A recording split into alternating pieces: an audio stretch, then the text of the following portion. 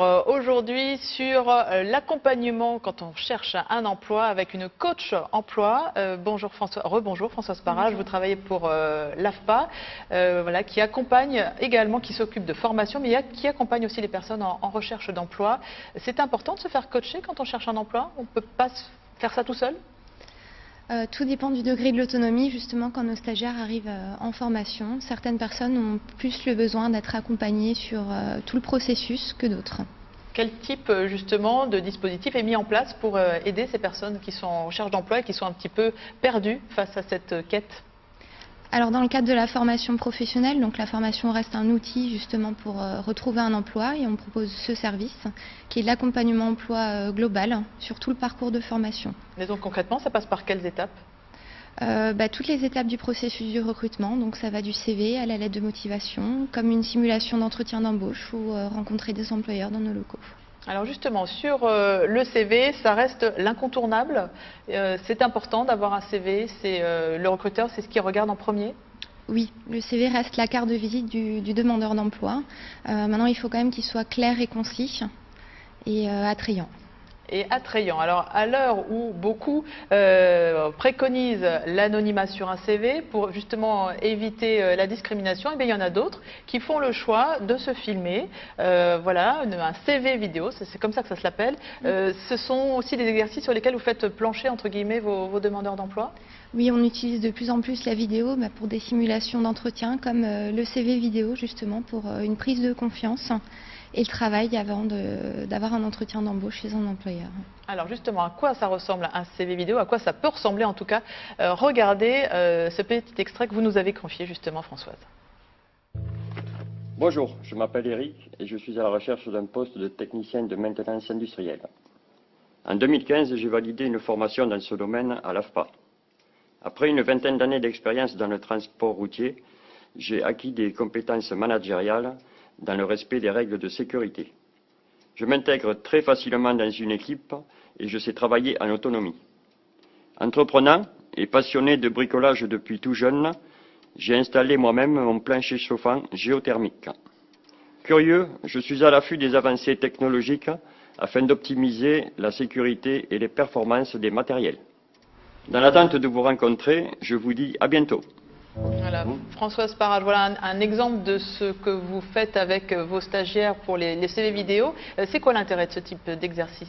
Peut-être au-delà de l'exercice, c'est quoi l'intérêt? Alors au-delà de l'exercice, il y a une vraie prise de conscience pour l'expression finalement, parce qu'il faut parler de ses compétences, mais aussi savoir se présenter en moins d'une minute, ce qui n'est pas toujours évident. C'est compliqué. Alors après, Oui. j'imagine qu'il y a quand même des secteurs d'activité dans lesquels le CV vidéo est peut-être plus efficace que dans d'autres. Alors oui, de base, dans le secteur tertiaire, une personne va s'exprimer peut-être d'une manière plus facile qu'un coffreur-bancheur ou quelqu'un dans le domaine de l'industrie. Mais ça permet justement d'aller au-delà de soi et de mettre certaines qualités en avant. Ça peut être aussi une langue par le biais du CV vidéo. Il y en a qui se révèlent face à la caméra? Oui. Ça marche aussi, ça? Oui, tout à fait.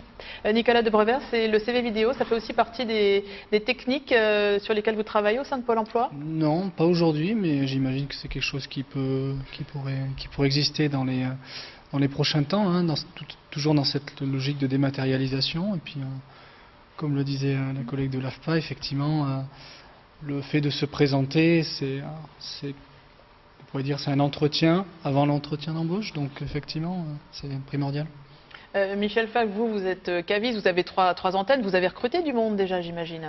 Oui, bien sûr. Et ça marche comment? On vous a déjà envoyé un CV vidéo ou c'était dans le classique? Non, écoutez, chez nous, je ne peux pas aller jusque-là, mais ça me semble très intéressant comme démarche. Enfin, je vois l'exemple qui est passé à l'antenne à l'instant.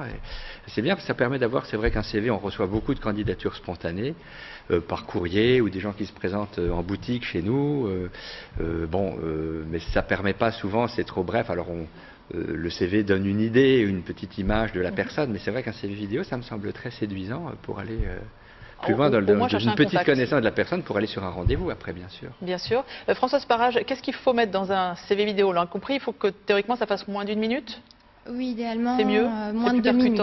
Moins de 2 minutes. Grand maximum, oui. Et qu'est-ce qu'on met et qu'est-ce qu'il faut surtout pas mettre? C'est quoi les fautes de goût? Alors, il faut déjà penser que le CV vidéo ne remplace pas un CV papier classique, c'est une plus-value. Donc il faut se présenter, bien sûr, le prénom, le nom, l'objectif, projet professionnel, donc le métier recherché finalement.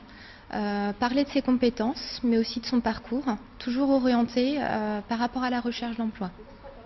Et pourquoi pas parler une langue autre que celle utilisée dans le pays dans lequel on recherche, et aussi ses centres d'intérêt, faire des liens entre la recherche d'emploi et le savoir-être. Voilà, il faut quand même garder, j'imagine, on raconte pas tout, hein, on raconte pas sa vie. Non, le but n'est pas de raconter sa vie, non. On est bien d'accord. Il y a des studios qui se spécialisent dans cette forme de CV vidéo? Parce que là, les coulisses qu'on voit à l'image, c'est chez vous, hein, au sein de Oui. l'AFPA, on est bien d'accord. Alors effectivement, nous on a pris le parti d'utiliser nos plateaux métiers pour faire les CV vidéo afin de mettre aussi en valeur notre formation et le geste technique. Maintenant, il y a beaucoup de sites internet en ligne qui permettent de faire un CV vidéo et on va bientôt avoir un studio aussi au niveau de l'AFPA.